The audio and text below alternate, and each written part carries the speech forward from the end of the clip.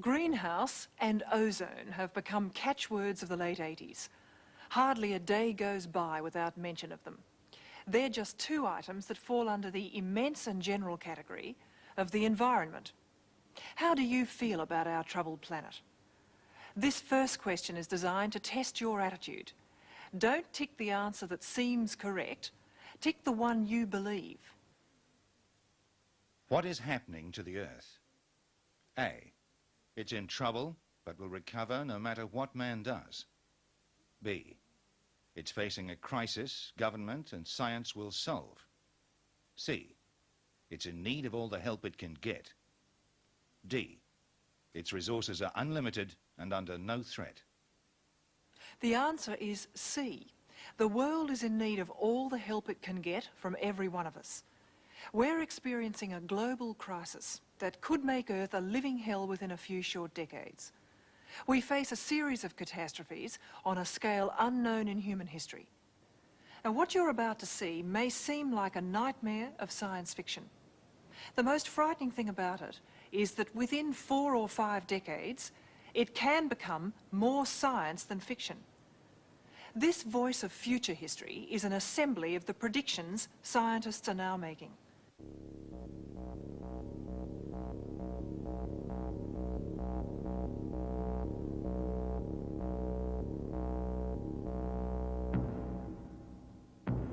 In the final decade of the 20th century, Earth had become a deeply troubled planet.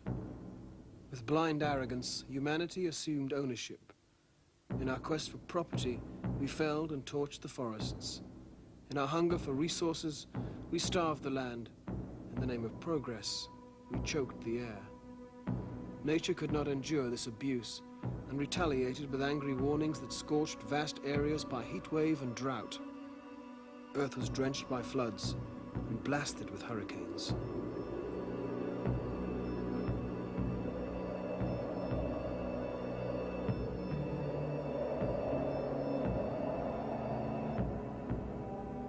In the skies, barriers that had held back powerful rays for billions of years were disintegrating. Scientists watched gauges and took measurements. They realized the shield between us and the sun was becoming thinner. Wide gaps opening as poisons drifted high in the air, dissolving the ozone layer like acid on cloth. The sun burst through these holes and penetrated Earth with deadly strength.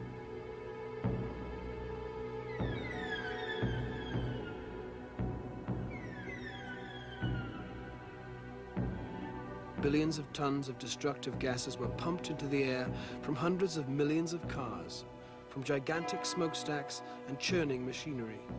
The gases became trapped, and slowly the planet grew hotter, the weather no longer familiar or predictable.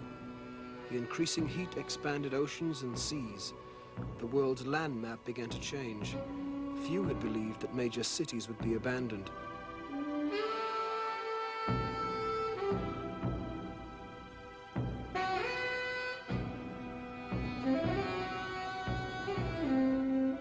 When oceans flowed far beyond their shores, land that humanity had used to grow food was rendered useless. And as irrigation drenched our farmland and more trees were pulled from the ground, salt rose to its surface like the silent enemy of fertility. Starvation was imminent. We waited with diminishing breath in the smothered and stifled air on the abused and poisoned land beyond the dying oceans. As the waters claimed the land, there came another tide, a tide of hunger unknown in human history. The population of Earth could withstand little more growth, yet with suicidal madness, we doubled our occupancy. Within 4 short decades, there were over 10 billion people. As the land diminished, the numbers grew. Our precious home became a starving pit. The ultimate plague was people. Billions more than the Earth could sustain. And in that final decade of the 20th century, all this had seemed inevitable. All this had been set in motion. No one could reassure humanity that the Earth had not been pushed beyond the brink, and yet we didn't plunge to the rescue of our only home. We continued to fire up our motors and send up our gases. We dumped toxic wastes in rivers and lakes, in seas and oceans. We attacked the forests that gave us air. Yuri yuri mo, yuri yuri mo, yuri yuri mo, pukaru mo ba, mewa doi gato. Yuri yuri mo, yuri yuri mo, yuri yuri mo, yuri yuri mo, yuri yuri mo, yuri yuri mo, yuri yuri mo, pukaru mo ba, mewa doi gato.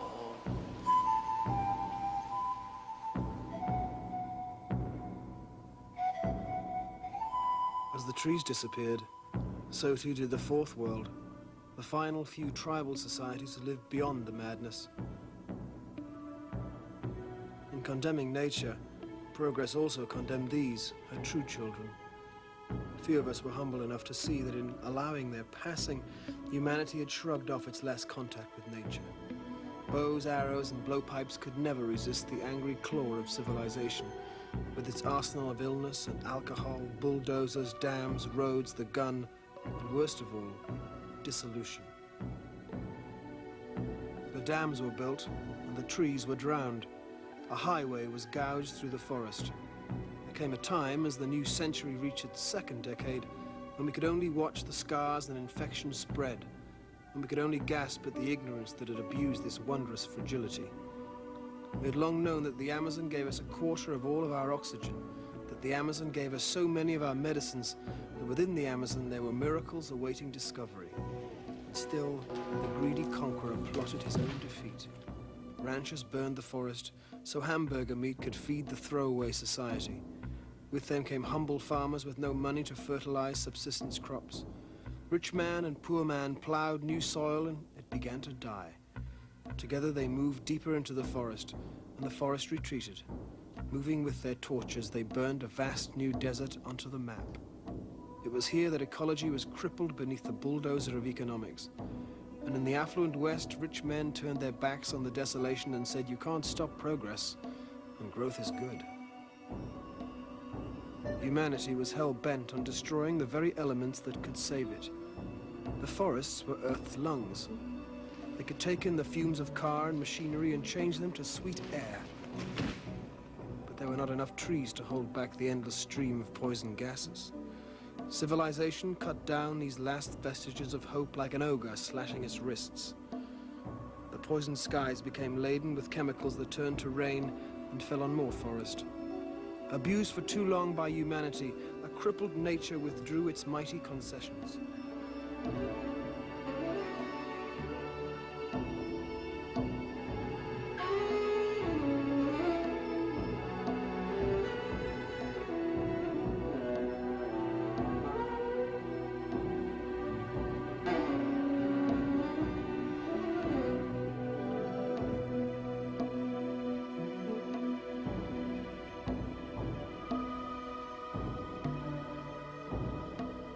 Our morbid decree against survival persisted.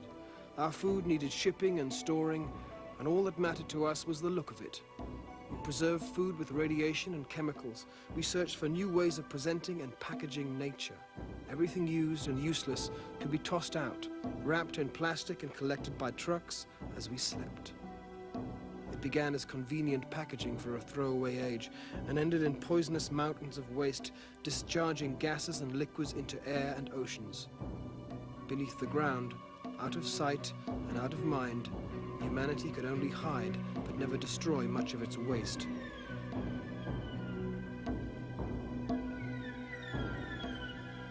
But our denial of nature went further. We used chemical fertilizers to assault the burdened land.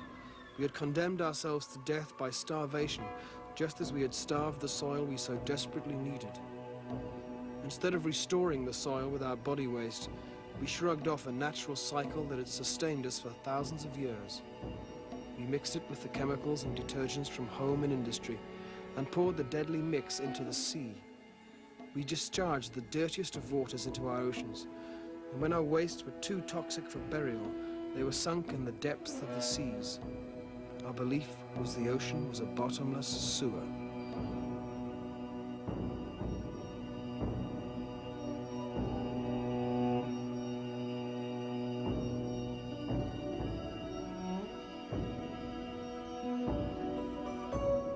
Like every other crisis, humanity had left it too late.